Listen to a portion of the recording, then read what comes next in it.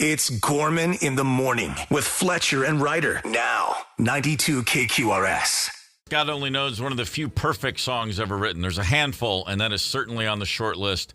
Brian Wilson died yesterday at 82 years old, and I thought we'd have our buddy Stephen Hyden call in today to discuss this very thing. Stephen Hyden, a great music writer, a man still doing the Lord's work and writing about music on a regular basis, and a good friend of mine. Good morning, brother. Good morning. It's a very sad week, isn't it? It really is an astounding week. A Sly Stone, and then yesterday, Brian Wilson. I thought of you yesterday first when I heard the news, and then you wrote a piece for Uprocks, thrown right into work mode, but also you were very much mourning yourself. Before we talk about Brian's legacy on the world, when did Brian Wilson become such a big part of your life? You know, I feel like Brian Wilson's music has always been a part of my life. Mm-hmm. I can't really remember a moment where I didn't know the Beach Boys music. I mean, it was like the first concert I went to. I saw them in like '87 when I was 9 years old. And it's just always been there. And that's like when someone like this passes, you think about the person, but you also think about like this has been like a fixture of my life, like Right. for so long, and now they're gone. Yeah, sure. I mean, and Brian Wilson, the person, Brian Wilson, the music, they're sort of impossible to separate. So much pain and suffering and so much beauty from the same source. I mean, he is truly a bit of he's a unique character, if nothing else, for that reason. Such an intense life he lived. Yeah, I feel like, you know, when we talk about, you know, these tragic stories in music history, you know, that people revisit and they retell them almost like they're mythological stories. You know, like Brian Wilson is the originator of that, I think, in a lot of ways. Like even before like someone like Sid Barrett or any of these other sort of reclusive people, like Brian Wilson, you know, like he retired from the road when he was like 22 years old because he had a nervous breakdown, and then he went into the studio and made Pet Sounds, and yeah, it's such a part of like rock lore, you Right. know, that he's been a part of.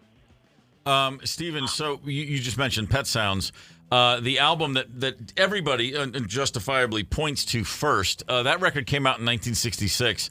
There'd never been anything like it. I mean, up until that point. But at the time, correct me if I'm wrong, it wasn't immediately appreciated by critics or fans. Yeah, I mean, it was a record. It's funny to talk about it because, you know, people say it's this, you know, challenging, you know, sort of divergence from like the Beach Boys formula, which it was. But it is a record that had hits. It had, you know, Wouldn't It Be Nice, God Only Knows, Sleep John B. It's not like a totally inaccessible album. But I think what it did was it established the standard where you could be a great artist who was very successful, but you could also follow your own muse and do something that was maybe, you know, a little more introspective and sadder and more ambitious musically. And, you know, this is like before Sgt. Pepper's. You know, I mean, like, this is the record that, like, inspired the Beatles. Like, that's how elemental that album is. It's kind of hard to, you know, even wrap your head around in a lot of ways. Yeah, very true right there. We're talking with Stephen Hyden about the legacy and the life and the music, most importantly, of Brian Wilson. I've had a lot of talks with musicians, as I'm sure you have, Stephen. And the story's almost always the same. Yeah, I didn't really get it, and then finally I sat down with Pet Sounds, and then holy crap, it all made sense to me. It's usually a pretty transcendent moment, and no shortage of musicians who are making music right now, generations later, are still tipping their cap, whether they know it or not, on a daily basis to what Brian Wilson did. Yeah, I mean, Pet Sounds is definitely the kind of album where you can hear a lot of artists that love that record and are trying to emulate it. But then there's also artists who maybe have never even listened to the Beach Boys, right? But they're still sort of following the example of Brian Wilson being this auteur who just followed his own sort of voice and did what he wanted to do no matter the circumstances. And I think it's going to always be an inspiration for people in that regard. Hey, Stephen, I'm Paul Fletcher, and we're sort of, I guess, soul brothers in a way, because as you described the way you discovered the Beach Boys, you pretty much were describing me. It goes back to since, I mean, as long as I can remember. In fact, I was probably listening to Beach Boys and Brian's music before I can remember. Right. I'm just curious, like, to maybe take a little lighter note and get more insight on you. What was your entry point song? What was the first thing you heard where you just like blew your mind?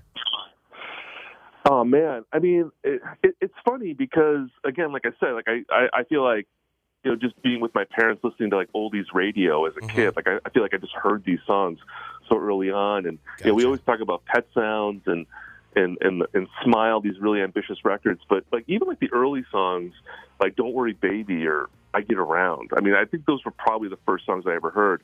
Those are incredible songs. I mean, I was listening to them yesterday.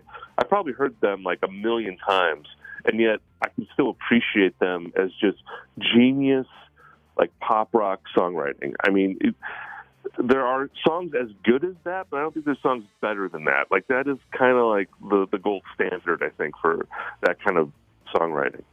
I grew up in a house. It was Beatles and Stones, and everything else was, forget everything else. My brothers and I arguing. Beach Boys were like an afterthought. I didn't have a sibling that cared, so I grew up not listening to them. Endless Summer, when did that come out? 76? Probably. That was right. Like the greatest hits. That was the first time I ever heard those songs, like in the context of not just on the radio, actually putting the needle down. And I remember begrudgingly myself going, it's actually pretty good. Yeah, they had it kind of figured out. Even the super simple songs back then, Sure. Shut Down, or like you said, I Get Around, were still so complex because he was taking those harmonies from the Kingston Trio and whatnot that he was inspired by, and then they're doing this kind of like surf vibe with Chuck Berry, and it was like nobody had ever done it like that before. It's and granted it was pretty early on, but yeah, I can still remember hearing medleys on the radio. Remember when they do medleys, like you get like 3-4 Beach Boys songs in one 4-minute block or whatever. Yeah, we're talking with Stephen Hyden on Gorman in the Morning. So Stephen, you interviewed Brian Wilson how many times? Once. Just once. And how was that? Well, it's funny.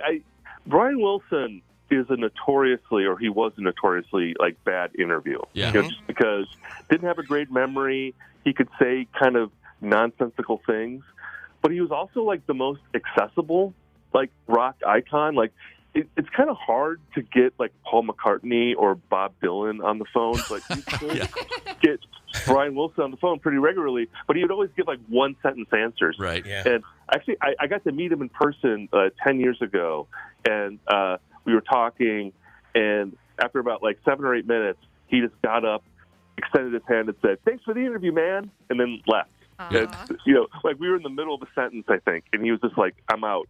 Yeah. But it was like meeting like Mark Twain or Abraham Lincoln. I mean, this is like a monument of America. You know, like his music is just like it doesn't get more American, I think, than the Beach Boys. And so just to be able to meet someone like that was surreal. In 2004, I think that's when the re-release of Smile, or the release, I guess, of Smile, I actually got to do a phone interview with him as well. And I did this whole thing because I felt like I'm never going to have a chance to talk to this guy again. I'm going to lay out the whole fandom on him and just thank him and share my appreciation for everything he's done. And it was probably, in the grand scheme of things, maybe 45 seconds or a minute and a half. It felt like an eternity. And at the very end, he goes, "That's great. Let's get on with the interview." And it went, and then a minute and 57 seconds later, we were done. Yeah. I was doing interviews on a regular basis. I had 15 minutes of good content, and I got maybe a minute 58 out of the guy. Yeah, it was just, but it was, it's weird because you're talking to this guy who's a legitimate genius, but still kind of is like talking to a child. Mm-hmm. Yeah, I mean, my favorite Brian Wilson story, people were sharing this yesterday, is because people, I think every day of his life, people were probably telling Brian Wilson how much they loved him and how much they thought he was a genius. Right. And there's a story about Don Henley gave him a copy of a vinyl of Pet Sounds and asked him to sign it. And Brian Wilson wrote, "Thanks for all the great music." And then he crossed out "great" and put "good." No, sorry. Thanks for all the good music. It's not great. Yeah, right. That's great. fantastic. He had a good sense of humor too. He had more going on maybe than he showed sometimes. I would think so. Along with all of the other things he was suffering from, clearly he had learned the less you show of yourself, probably the safer. I mean, Bob Dylan's been running that racket for 60 years. Right. Can't get a straight answer out of him. So that's something Brian Wilson certainly learned. Stephen Hyden's with us on Gorman in the Morning. One thing, and so Stephen wrote a piece yesterday on Uprocks, uprocks.com. You can find it. It's great. But I love the image of you at the era of Kurt Cobain and Eddie Vedder taking over the world. you're a 16-year-old kid just blasting Beach Boys songs in your sad bedroom, connecting, but because this music is so uplifting and powerful, but lyrically it's really devastating. I mean, I think he really is unique in the most beautiful, heartbreaking, gut-wrenching, saddest things. Is the true juxtaposition, really, the whole thing. Well, yeah, Beach Boys, obviously, they have this side where it's like fun, and I get around and surf and safari. But, there's all these beautiful ballads that he wrote that I think are just some of the most beautiful music I ever heard, like Warmth of the Sun or, In My Room. Mm-hmm. I Just Wasn't Made for These Times, Till I Die, Surf's Up. I mean, these are just staggeringly beautiful songs. And the thing with the Beach Boys, you guys were touching on this a little earlier, there's like a lot of like kind of cheesy things about the Beach Boys, like, especially if you aren't familiar with them. Like when I was a kid, they were the band that always went on Full House, and they were hanging out with John Stamos, and right. They were like the Kokomo band.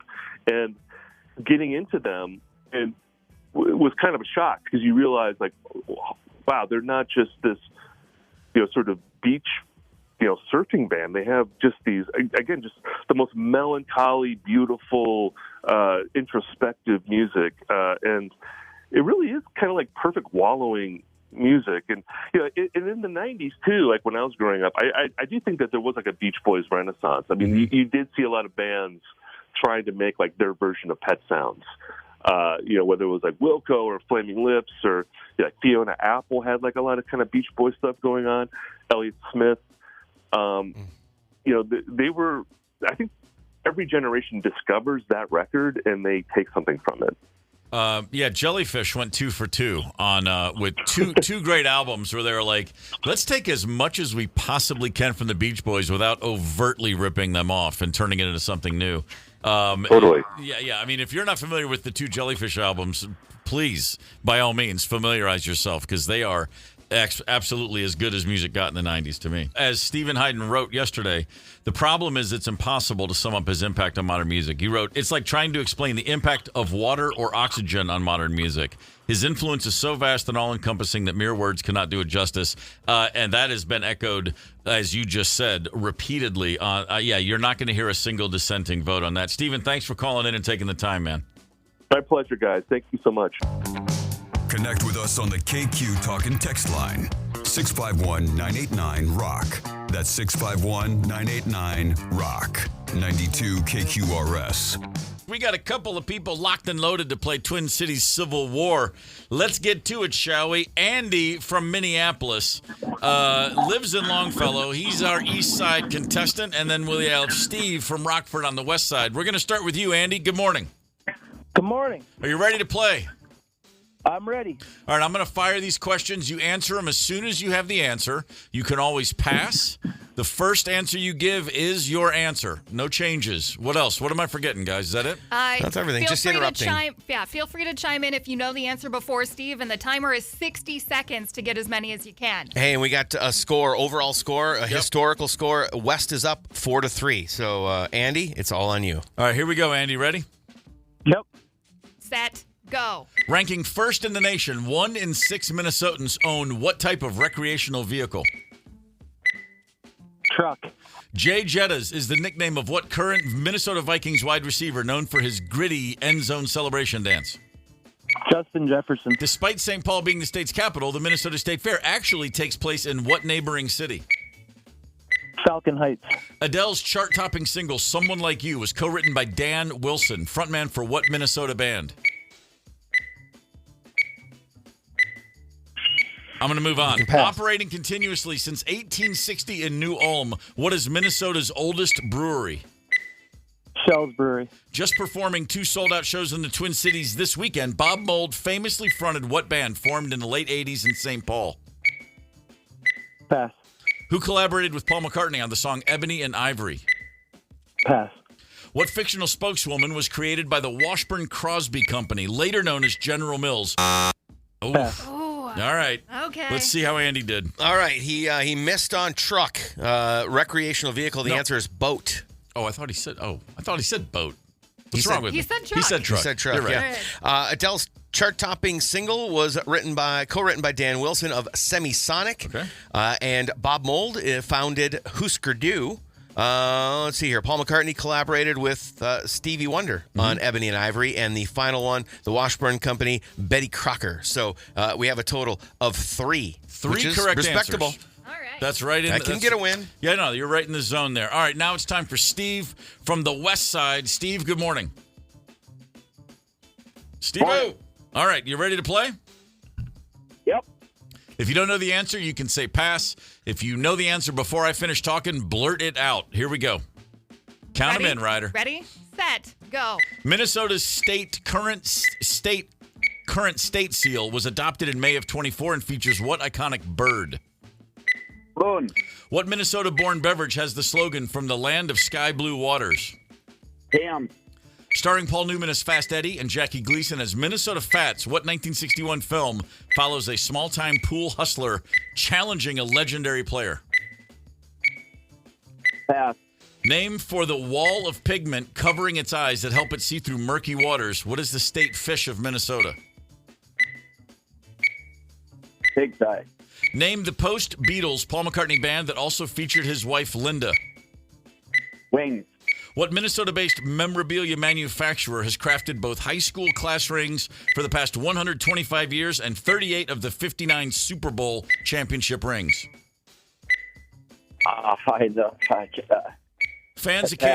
Fans occasionally chant Norm Green still sucks more than 30 years. Oof. Man, where are we at here? We're in a precarious position is where we're at. All right. Minnesota Fats was in The Hustler. The fish we were looking for, the wall of their eye is the walleye. Okay. And the memorabilia company, or the jeweler that does the rings, is Jostens. We have a total of 3, so we have a tie. Wow. Okay. So we're going to a tiebreaker. All right. I'm excited about that. What are we Okay. going to do for a tiebreaker, Ryder? I got a question, but I got to get everybody here first. All right. Get everybody locked and Okay. loaded. All right, so we have both Andy will get to answer first, followed by Steve. The tiebreaker question is, how many stars, whether they have names in them or not, how many stars are on First Avenue? Andy, what's the answer? Is it closest I'm going with to going say over? 120. 120. Andy says 120. 120. Steve? Steve, what do you think? 121. Oh, boy. Well, we're giving it to Steve then. It is 530 stars on the exterior. Are you serious? Yeah. That's a lot of stars. I would have never guessed that. Andy, thanks for playing. Steve, thanks for playing, and congratulations, sir. You got tickets to see McCartney Friday night. 92 KQRS. A recent opening of a new Bass Pro Shop in Odessa, Texas. I mean, we all know you go into a Bass Pro Shop, it's just like it's redneck Valhalla. It's just like, oh my God, everything here I need and I need more of. There's not enough camo, there's not enough fishing poles, there's not enough guns, there's not enough everything. I don't hunt or fish, and when I go to a Bass Pro Shop, I just want to start doing both. It's like it is incredible. And so there's a grand opening, and people are so excited. And again, this is Odessa, Texas. They didn't know what to do, so they just went ahead and started fighting, because that's what you do. A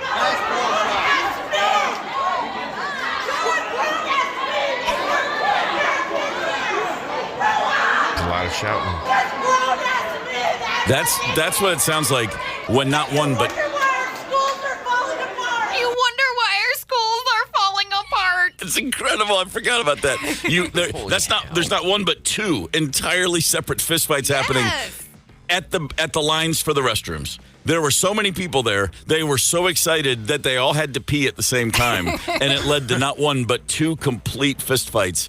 Oh, that's just glorious. This is what happens when dudes have to wait in the line for the bathroom, because that almost never happens. That's right. There are very specific shows and places that I've been where you see a line for the men's bathroom and not the women's, and apparently Bass Pro Shop is one of them. Are we sure they Are we sure they weren't fighting over bait combos or something like that? Listen, we have not been raised to wait to pee. That is something that is not the male experience in the United States of America. And by God, if you tell me one more time, it's going to take another few seconds. I don't know if I'm going to pee on your feet or punch you in the face. I might do both.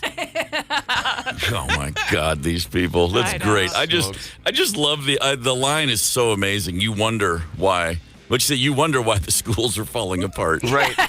What? Really? There was a lot of, you are grown-ass men from this one lady who's just trying to keep everybody sane. Yeah. It would be great if she said that because as we find out, that was 2 high school principals fighting. I'm hoping that's the case. Oh my God, that would be wonderful. They're taking that old rivalry, that Friday Night Lights rivalry a little too seriously. I always wanted a piece of his ass. He cut in front of me in the bathroom line. All right, so one day I'm sure they will make a Netflix movie about the Bass Pro Fight Rumble. Yeah. I mean, if they know what they're doing at Netflix, and I think they do, we'll all be watching that. What is it? We'll be watching that by like February. That'll Hopefully, be great. yeah. I look forward to it. Seems easy enough to throw together. And they already have the most iconic line from that film ready to go. Mm-hmm. You wonder why our schools are falling apart. That's right up there with I'm sick of these MF snakes on this MF plane. Yeah. Gorman in the morning. Coming right back. 92 KQRS. Streaming from 92KQRS.com. Gorman in the morning is back. 92 KQRS. Gorman in the morning, Minnesota's 92 KQRS. Here's a wild one for you. A woman in Pennsylvania has posted her story. It's a riches to rags story, if you will, sort of. Check it out. Her name's Brianna. She was at a Walmart in September. She and her little sister went to Walmart. They had to get some supplies for a craft night that they were going to attend. Big night. She's at the checkout line, looks down on the floor, and there's a $20 bill. Hey! $20. Looks around. There's nobody. No customers were in line in front of her. Okay. There's no employees anywhere to be found. Was this this was like self-checkout? I imagine it was. Okay. She's looking around like, huh. She's like, sweet. Finders keepers. Yeah. Pockets the $20. Sure. Goes on with her life. 1 week later, her phone rings. It is a police officer and says, hi, quick question. Were you at Walmart last week? Do you remember picking $20 up off the ground? Huh. She's like, yeah. He said, well, we have a problem here. You didn't make a, quote, reasonable attempt, end quote, to find the owner. Therefore, this is a summary offense. It's called disorderly conduct, and we're charging you and ticketing you. What? What the hell? Somebody called to Walmart and said, I lost $20. And so they went through their security cameras and found it and somehow identified her, the timestamp, and then the receipt, a credit card transaction. They could figure out exactly who she was. Mm-hmm. They tracked her down. She was like, okay, you got to be kidding me. The cop said, oh, no, you're going to be in court. That's right. She had to go hire an attorney. Kidding me. And had to try to get this thing thrown away. What are we doing? What are we doing? Hey, at least that this whole process doesn't cost a lot of money to do all of it. Incredible. I'm curious, man. Have you ever been involved in something that was this asinine? The weirdest. I mean, there's a lot of silly laws, a lot of weird things. By the way, she tried to apologize, said, I'll bring the money back. The cop's like, no, you're being ticketed. This is a problem. Ooh. We're going to court. I'm curious. Wow. What's the most inane thing you've ever been caught up in? They said it was... disorderly conduct is what she was charged with. Disorderly conduct? Yeah. She initially offered to pay the other person $50. She said, I'll pay them back even more just to make it go away. And the officer's like, no, you're being charged. She had to hire an attorney and pay him $500 to make this go away. Damn. Completely insane. For $20. Okay, you're at Walmart. You're at Target. You're anywhere on earth, and you look down and there's a Twinski. What are you doing, Ryder? Oh, I'm picking it up.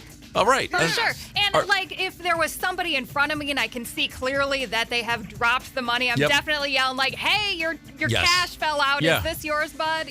Whatever. But if nobody's there. If you're in the self-checkout line and there's no one around, Paul, you picking up the 20, you putting it in your pocket, or are you going to the manager and saying, I just found $20?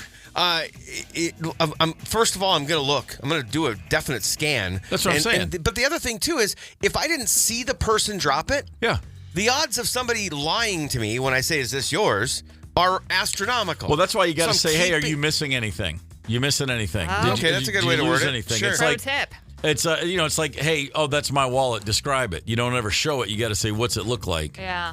And then when they usually say it's got that Velcro thing in there for coins, then you know it's theirs because nobody would make that up. Or it says badass MFer like Samuel L. Jackson. There it is. There you go. There it is. Kind of crazy, man. It's a bizarre story that and I was thinking about like the officer on the phone calling her. What kind of joy is he getting? Going like, no, I gotcha. Whoo, boy, you're going down. Yeah. This has got to be the middle of nowhere, Pennsylvania, where like nothing's happening. Well, the middle of nowhere, Pennsylvania, it's not Philly and it's not Pittsburgh. It's the rest of the state.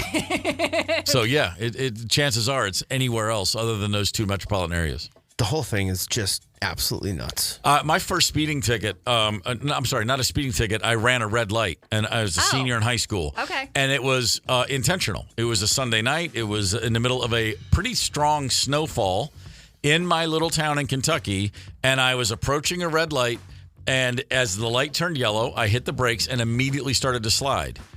And I was not going that fast. Right. I immediately ascertained and looked and went like, there's no one else at this intersection. It's already pitch black out.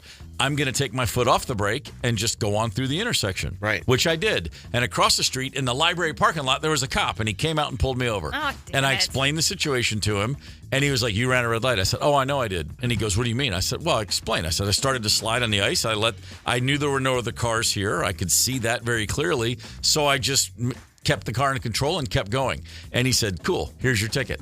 I went to court to argue it. And I got in there, and the judge is like, you're here to argue this? And I explained the whole story. I'm in 12th grade, and right is right.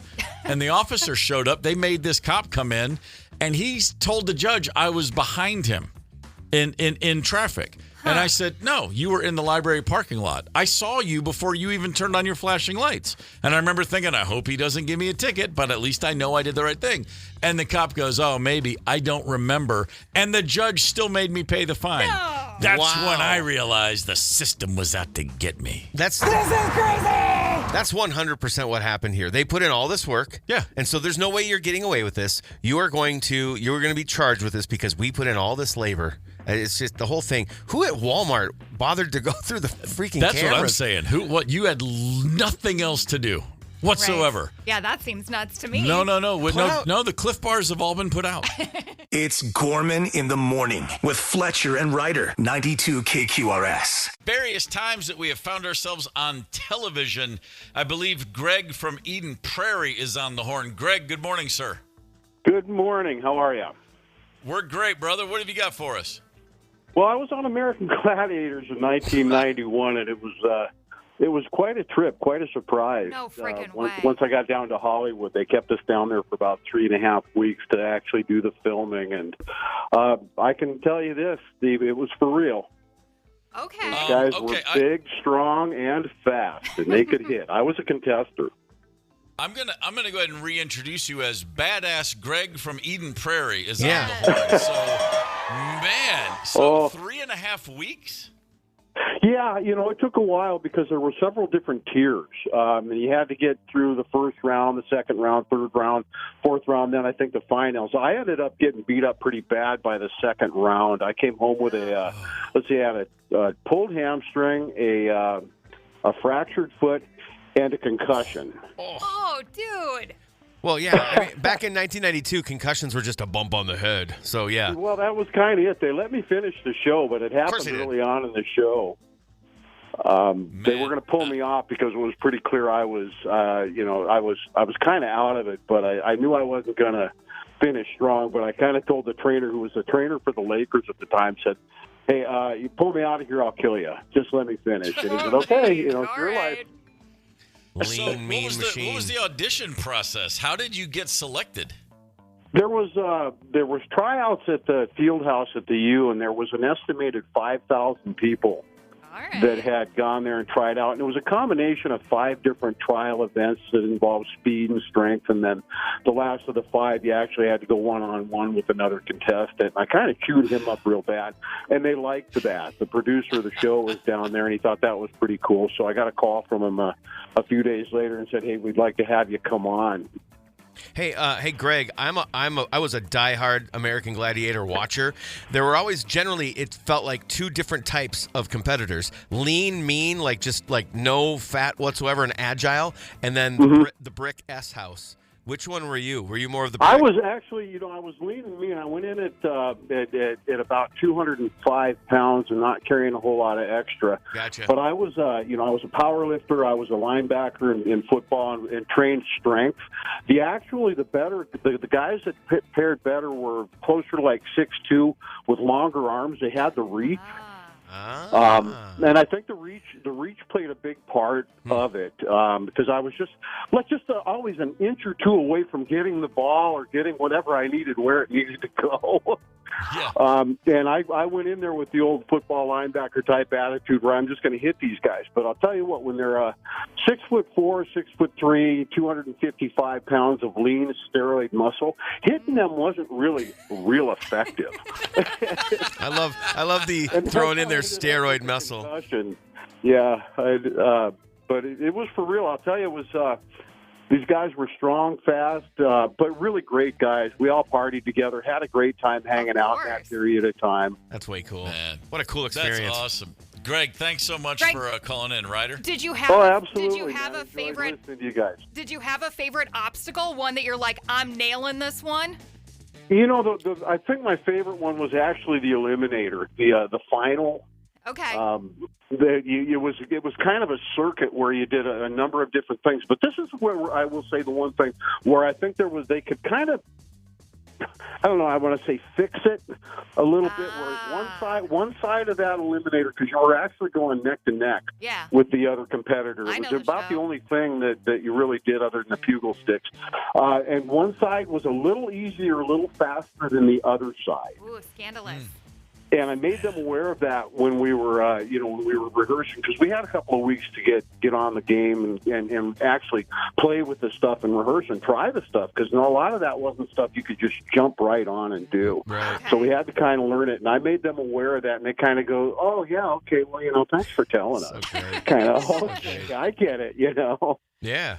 Man, that's awesome. That's awesome. Greg, thanks so much for the call, man. That's fascinating. Yeah. We really Thanks, appreciate guys. it. Keep on rocking. Gorman in the morning. Coming right back. 92 KQRS. Streaming from 92KQRS.com. Gorman in the morning is back. 92 KQRS. Thank you very much. This week's ranking, coolest car model names. Yeah. Coolest car names ever. All The right. model name, not your nickname. I don't want to hear somebody say Jane. "Oh, little Johnny Nichols." No, I don't care. No, it's not. I don't care that it's a 1955. It's coolest car model names. Yep. We're going to give you our number 3s, our number 2s. We're looking for cool names on the talk and text line 651-989-ROCK. I'm just going to get right to it. Ryder, let's talk coolest car model names ever. What have you got in number 3? Going old school with this one, Ford Model T. Wow. Affectionately known as the Tin Lizzie. The Tin Lizzie, the Model T. Okay. So, Okay. you think that's cool, huh? I do, yeah. I'm a big fan of naming things that you don't feel stupid when you say them out loud, and nobody's felt dumb saying Model T. Oh, wow. Okay. So, Yeah, I mean, one of the first cars ever made. They hadn't really run through the Rolodex of car names yet, and so I think it's kind of boring. Oh man, I was expecting a little more pizzazz too. To be honest, Yeah, that's Didn't exactly kick the door in on the game, did he? Tin Lizzie, come on, that's you're pretty good. You're the house punk rocker. I was expecting something a little more. Although Tin Lizzie there was a band called Tin Lizzies, wasn't there? Oh, I'm sure. I feel like it that's was like a Tin Lizzie female ripoff, metal too. band or something like that. I could be wrong. All right. What do you guys got? Fletch, what do you got? Number 3. My number 3 is the I tell you what, Dodge, Chrysler, Plymouth. They were feeling it in the muscle car era. Yeah. The Plymouth Roadrunner Superbird. There's nothing like naming your muscle car after a cartoon character. Roadrunner Superbird. Yeah, the big old honking Yeah. muscle car with a big old fin or a tail in the back, right, in the back of it. Okay. I think it was a beast. When you hit the horn, did it do the Roadrunner meep meep? If it didn't, that's a missed opportunity. There is a missed opportunity. My number 3, coolest car model name ever. Uh-huh. Lay it on me. The Jensen Interceptor. Yeah. Come on now. Yes, that's a good solid name. I mean, there's a problem with the Jensen Interceptor, and that is that it's a British car and made in the 60s and 70s, which means it was a lemon coming right off the line. Yeah. You know what? I mean, a handful of things the Brits figured out, but making quality cars back in the day was not one of them. No, not back in the day. They've gotten better. But we're talking about the name alone, Jensen, and you got to say the brand name too, Jensen. But the Jensen Interceptor, when I was a kid, whenever it was, probably teens, I came across that name somewhere, and I was like, that's the coolest name for a car ever. But it's now number 3 coolest ever because I've had more life experience. It does feel like when you step out of a car like that, you need to just very grandiosely close the door and just announce yourself to the world. Bond, James Bond. I'm not sure he drove one of those. I think he was an Aston Martin guy. He did just not. saying, it feels like that. Feels like a narc mobile. Oh, wow. There you go. The Interceptor. I like that. The narc who's trying to act like he's James Bond. You know what? I think you're onto something there. All right, Ryder, number 2. Coolest car name ever. Step it up. Car that beat the Ferrari, the Ford GT40. The Ford GT40. Yeah. She likes simplicity. Yeah, I like that. Numbers and letters. Uh-huh. Fair enough. That thing is a beast. It did beat the Ferrari. I like that one. GT40. Fair enough. What do you got? That was America announcing to the world, hey, we're here, and we can make cars that scoot.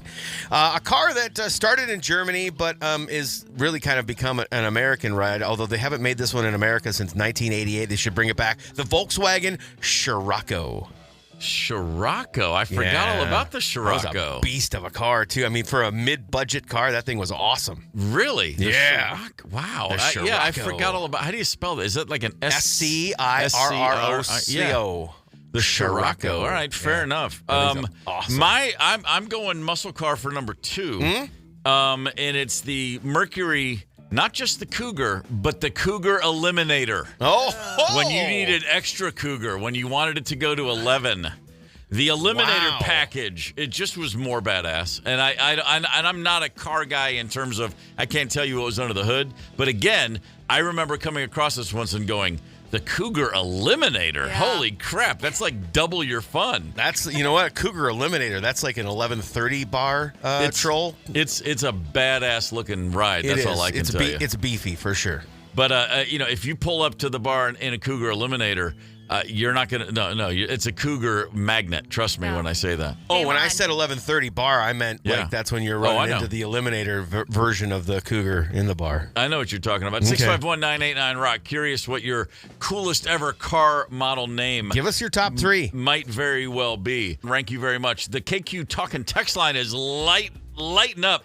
Kevin sent in a few, and I'm going to read a few of these texts, and if I'm stepping on any toes for either of your number ones, sorry. Okay. If we do, that's the AMC Javelin. Yeah, the Javelin was a strong one. I mean, unfortunately, it was an AMC, but outside of that, good name. That's quite all right. Let's see what else we got. The Infiniti Q50 Red Sport 400. That's a stretch. Caprice Classic, the Shelby Cobra. Of course, Cobra's I like that's going to get a charge. There's plenty of these and a lot of Stingrays, which is admittedly as much as it is a great name for a car. I mean, Stingray. Yeah. When you hear Stingray, you immediately picture. For me, it's usually an early '70s model, but you just think of the Stingray, and it's badass. Let's get to our number 1 coolest car model names. We should recap our 2s and 3s. Ryder, you've thrown out the Model T. Yes. The Ford GT40. Badass car. What's your number 1? Number 1, a car that I owned in high school and my boyfriend was super jealous. That would be the Ford Taurus SHO. Oh, yes. What year? Super high output. I had a 94. Wow. It did have the V8. All right. Super high. It was the SHO, the Taurus show. Super high output, yeah. Wow. The real ones do call it the show. What color? It was like hunter green or something like that. Nothing that would raise attention. Yeah. Which was beneficial. But you were like an unmarked police car. You were just absolutely. blasting around the metro. Yeah. It was, sedan insurance prices with a race car engine. Hell yeah, it was. Yeah. Yes. I had an That's 89. pretty strong. I had an 89 Taurus SHO silver, super unassuming. Still had the Yamaha engine in it at the time, and that thing was a beast. Holy crap! All right, 5-speed on the floor, baby. Number 2, Fletch. What do you got? My number 3 was Plymouth Roadrunner Superbird, and the Volkswagen Scirocco was number 2. My number 1, I'm not even a fan. As far as Italy goes with cars, I don't like them. Doesn't matter. But What- Ferrari but the name? Testarossa is just unmistakable. It's a no-brainer number one. I always thought it was crazy because he was fine in college, but not a great NFL quarterback. But to get a car named after him, Vinny Testarossa. I always thought like that's just, man, he knew the right people. But obviously, it harkens back to his Italian heritage. All right, that's a strong one. It is true. Mm-hmm. I was thinking about cars I've had. I have at different times. I have owned 3 different Dodge Darts. That's not my number one name, but when you say greatest car name, the first thing that always comes to mind is Dodge Dart, just because, as I've said, I've owned 3 different Dodge Darts over the years. Didn't you purposely crash one into a wall one time? No, dumpsters. A series of dumpsters. You can hear me doing that on the Black Crowes' first album. That's not a sound effect. That's me ramming my Dodge Dart into the dark dumpster in a parking lot. Did you ever have a Dart swinger? They were all swingers. Okay, my dad had a blue I'm sorry. The first 2 were. The third one was pre-swinger. Dad had a Dart swinger as well. Yeah. My number one coolest car, a product from Volkswagen. The Volkswagen Type 181 was its official name. It was sold in the 70s in the U.S. and Canada as the Thing. Oh, yeah. Yeah, baby. I always loved the Thing. It was just like a little military vehicle for the West German army, and it looked like the kind of car you could take across the base if you've got to get over to the commissary very quickly. And we'll sing Da Kommissar while we drive the Thing. Better hope that military-grade vehicle doesn't run over a firecracker, though, because you might be in trouble. Yeah. Only known as the Thing here. Yeah. Other countries, it was the Keurwagen, the Trekker, or the Safari. But the Thing, known for its utilitarian nature, durability, and ease of repair. It was basically had a lawnmower engine in it. It was awesome. I love. When I was a kid, I was like, man, when I get my license, I'm getting a Thing. And by the time I got my license, you couldn't find one anywhere. It was like a 7-leaf clover. Good luck. Man. Find one now, and you could probably set your family up for a while. I would, if it's in good shape, I would imagine that would be the case. 92 KQRS. Bargument. Again, an argument you can maintain if you've had 3 or 4 beers already. A bargument. Right. Does chili have beans? Yes or no? This all started because I mentioned that in a lot of parts of the world, if you say chili and say add beans, they look at you like you're crazy. Our thoughts? Chili has beans. Chili has beans. I'm sorry. I like it with beans. Yeah. Somebody said, and that's not if you like it or not. You can get chili without beans. Nick hit us up on the Facebook page with a picture of Hormel chili, and the specialty one says no beans. So you have standard with no additional labeling, and then you have no beans means it's kind of a specialty deal. Okay, that's the Hormel way. Yes. Dave made another good point on Facebook trying to argue for beans. He said they are called chili beans for a reason. Yes, they are. Where else are they supposed to go? In pancakes? Good call, Dave. That would be gross. Okay, all right. Carrie said you need some good dark red kidney beans along with some good variety of peppers, onions, and lots of meat. I can get with that. Okay. Yeah, it's kidney beans, chili beans, and pinto beans should be in your chili. Okay. Standard. Yes. Fair enough. Here's another good take from Tracy on the Luther Westside Volkswagen Talk and Text line. Chili has beans unless it's used on hot dogs. Then it shouldn't have beans. Really? We're really getting in the weeds here. Man. Yeah, I was This is chatting with serious. Dave on the phone, and he's like, if you're eating a chili dog, if you are, Sucking on a chili dog. Right. the beans will just spout out all over the place if you do chili with beans. Somebody said something about hot dog sauce, though. Hot dog sauce. Yeah, with no beans, it's just hot dog sauce. Okay, fair enough. Yeah, it's I'll tell you the other side of it. Our buddy Rick from Monticello. No, unfortunately, I can hardly ever get it that way. But Wendy's chili is still pretty good. Nice little plug for Wendy's, I guess. As a lifelong chili fanatic, Where are you on this? Well, no, I would say proper chili, the way it was originally, the originators of what we call chili, it wasn't beans. It was a ground beef thing. That said, I make chili a lot, and I do add beans. I'm fine with it, but I do have a chili recipe that I only make on New Year's Day. Okay. Oh. It's very involved, and there are no beans in that. That's like the proper, authentic. There is ground beef and sausage, and everything is from scratch. It's no packet. It's a whole recipe that I co-opted from someone, and I added one extra pepper. Therefore, it's now my recipe. I call it mine. I took it right from somebody else. Nice. And it's known as Jackass Chili. And I used to say I'm going to open a little tiny restaurant called the Jackass Chili Shack that just serves this one type of chili until we run out every day. And I've still not gotten around to it. So, percent chance that Jackass Chili samples will be brought to the radio station. Oh, very good chance. Okay, good. I want to try this. So if we go to Jackass Chili, on the menu, it's going to say Jackass Chili, and then the second item is going to be Jackass Chili with beans. No, there's no room for beans in this chili. It's and like going to Matt's. There's just the one thing. That's exactly right. How about cornbread? Can I get cornbread with it? You could have lots of sides have to go whatever with you it, want right? on the side. I'm saying at Jackass Chili at the Shack, you could offer lots of sides with this one chili. No, just saltine crackers. No tortilla chips, no cornbread, just saltines, man. Oh, wow. All right. And not Zestas, not that knockoff, an good old-fashioned Nabisco saltine. All right. All right. Whatever they're called. Yeah, I like it that way. I like the know the box. saltines. Do you guys put in so many saltines that you soak up all the juice, or do you not put that many in? Depends I'm on. not 3. No. No. Jeez, turn it into porridge? Is that what you're saying? I was raised in a Zesta home. My mom bought Zesta crackers instead of straight up saltines. Okay. And when I had saltines, I'd be like, ooh, I like it. I had a Zesta not that long ago for the first time in probably 40 years. No, I'm not trying to,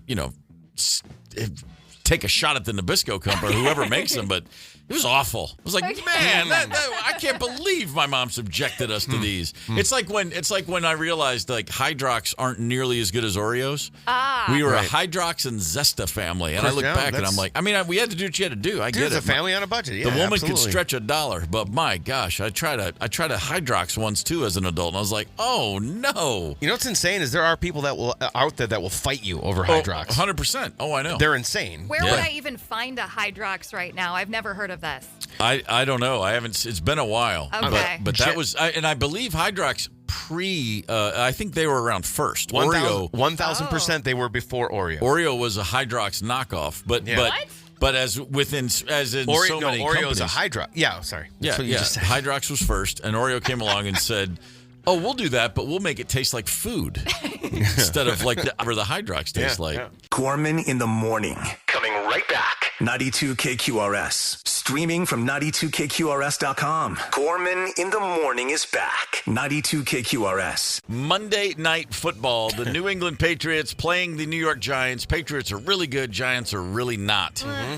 And, one of the weirdest things I've ever sseen watching a ball game on any level is when Giants kicker I'm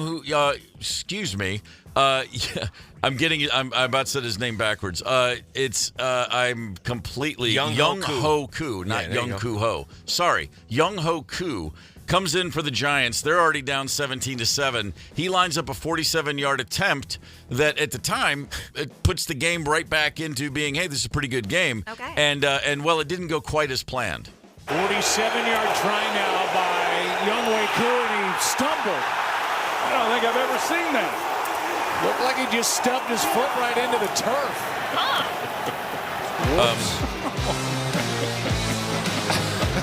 I guess that goes down as a miss.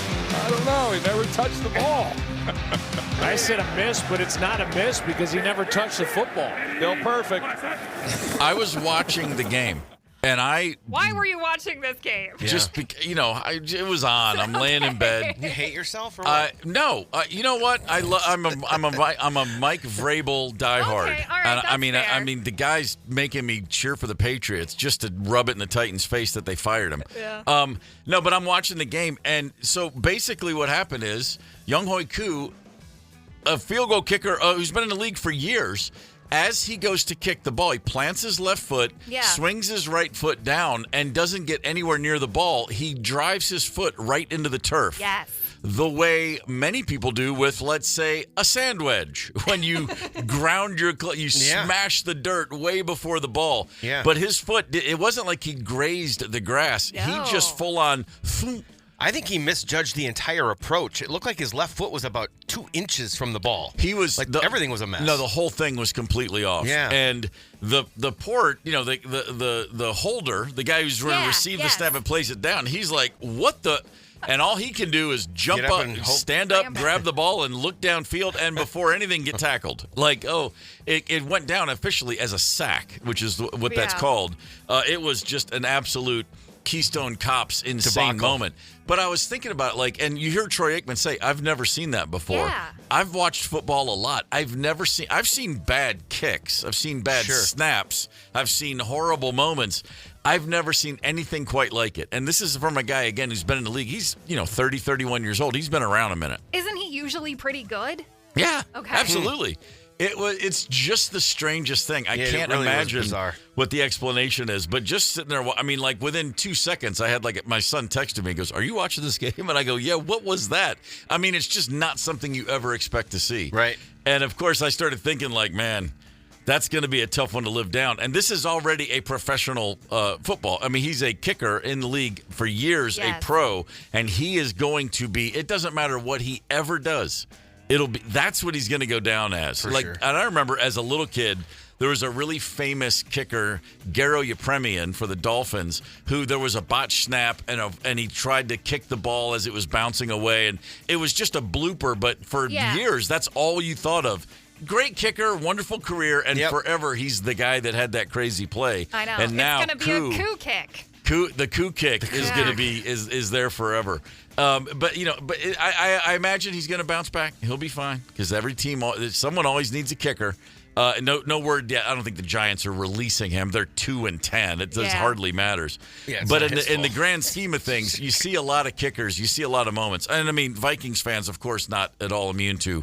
You got to be kidding me. I'll just say Blair Walsh. I'm not even going to go back to the other one. You didn't need to say it. Don't need to say it, but but we all think about that. But you know what? We all at some point in our life, most of us, there was a moment in time when we were pretty sure we were going to go pro.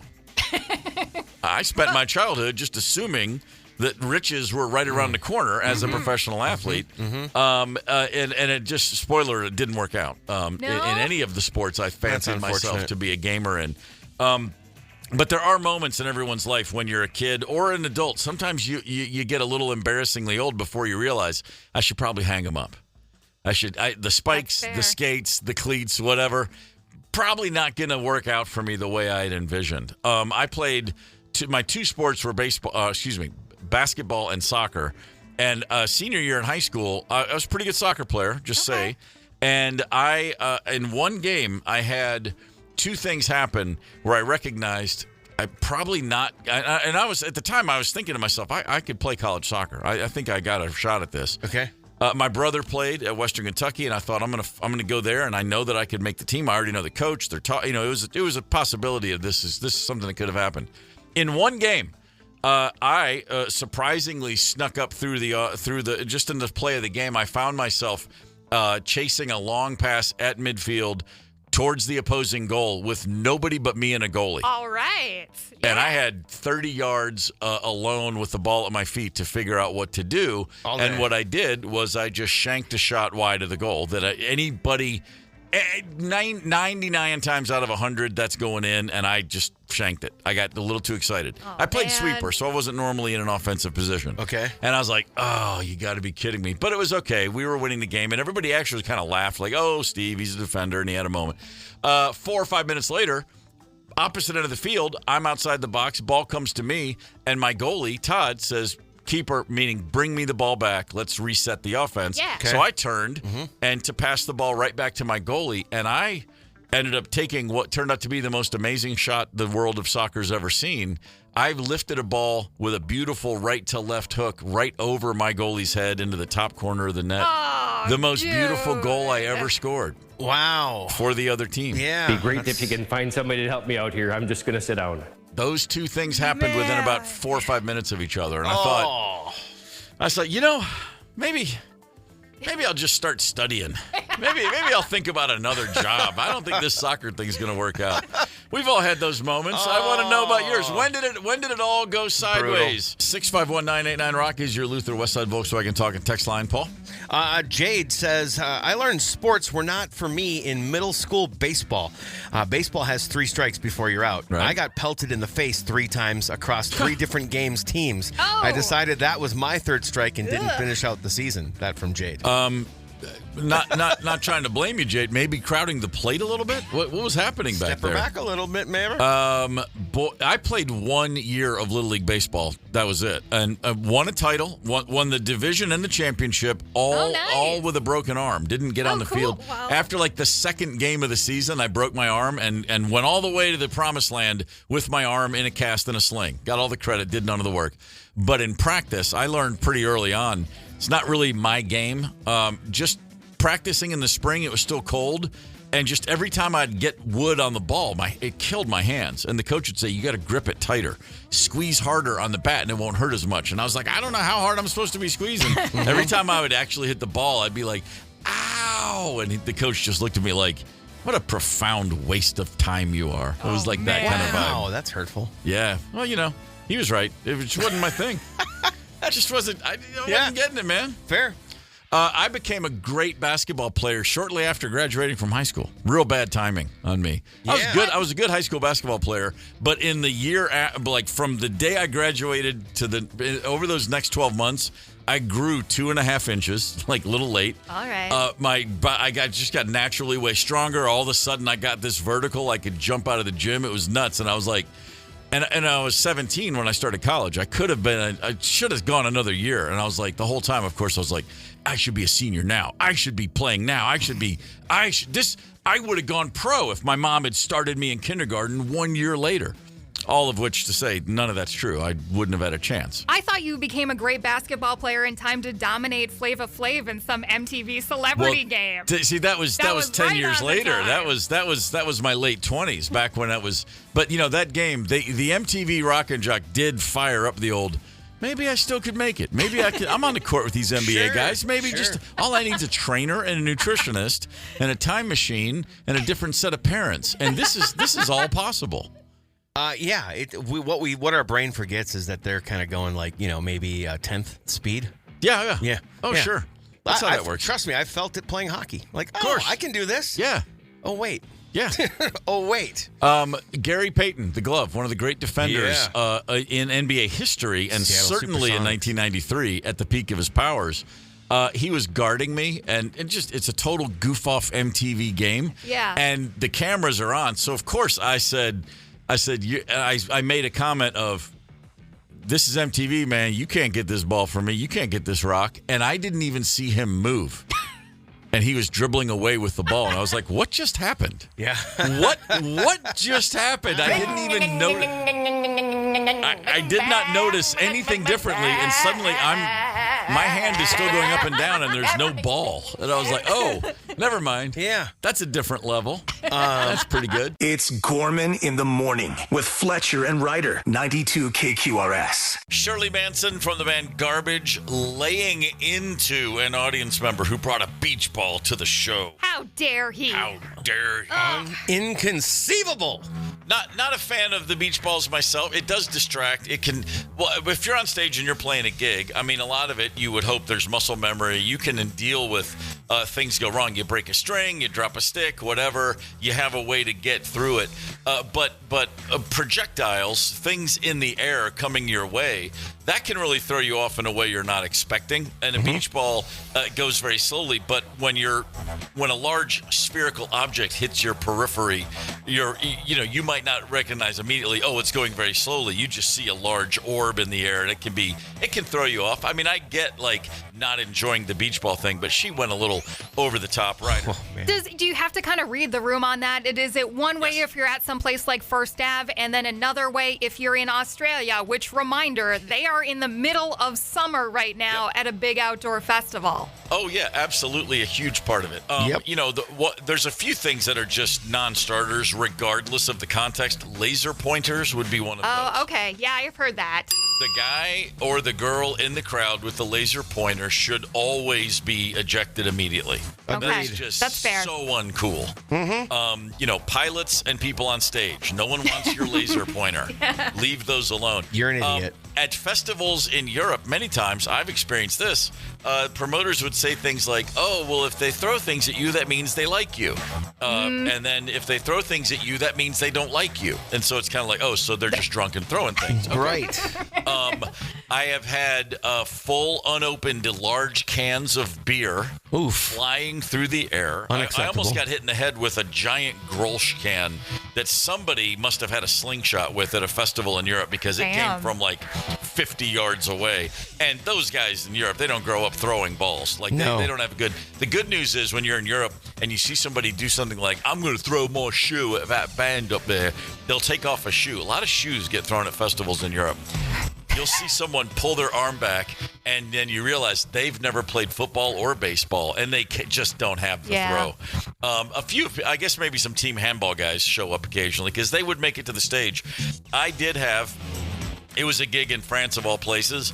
I looked up and noticed coming right at me, as I said, an unopened large can of Grolsch beer, and I had to, duck my head, stop playing for a split second, but it felt like an hour to me. I just had to completely protect myself because it would have gone right off my dome. That was a little scary. A lot of shoes. The worst is the people that come in and then they have a container of alcohol that they've snuck in, and then they drink all that alcohol, and then they have to take a leak, but they're down in the trenches, and so they then take that bottle or that container, they fill it with their own urine, and then they throw that towards the stage. Oh, jeez. That's taking things a bit too far. You've probably heard of Castle Donington, the legendary home of the Monsters of Rock in England. Okay. It's a tradition like no other. Just bottles of pee flying all around at Castle Donington. I think in that scenario, Shirley's speech is appropriate. Sure. I think in that scenario, we just let women go to those shows. But let me tell you something. Problem solved. And the first time we were there and we were told this could happen, the other thing that we were told was no matter what, do not mention it on the microphone. If you think 6 bottles of pee is bad, wait till 600 come your way. Right. Because you complain. Because that would mean you were soft. I tell you. Yeah, it's that's a little over the line. That's a long way over the line. There's one thing that's worse than all of them, though. What's that? Tambourines. I'm not kidding. All it takes one person who walks into a gig with a tambourine and they never have any sense of rhythm or time, and they're just hitting that thing, having the time of their life, and it'll ruin the entire band's performance. Oh my God! Oh, that's funny. And a tambourine will cut through any PA. It's unbearable. Yeah, that's absolutely the worst. Trust me when I say I'd rather you throw a jar of piss at me than bring a tambourine and play off time. Gorman in the Morning is also Gorman on the go. Get the 92 KQRS app and stream live or catch the Gorman in the Morning podcast anytime. 92 KQRS.